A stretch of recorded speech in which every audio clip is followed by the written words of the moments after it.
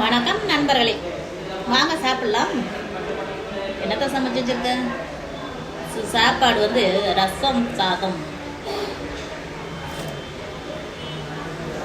பொட்டுக்கடலை துவையல்.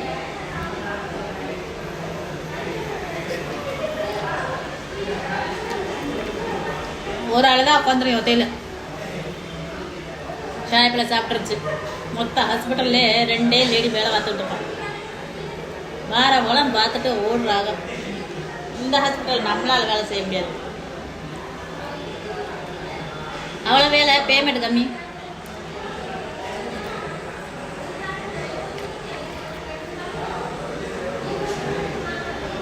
வருமானம் இருந்தால் தானே யாரும் வேலை வைப்பாங்க. சும்மா வயசில் வேலை வரதுக்காக வந்து கொடுப்பாங்க. இதுதான் நம்ம இது பழக்க தோசத்தில் வேலை பார்த்துட்டு இருக்கோம்.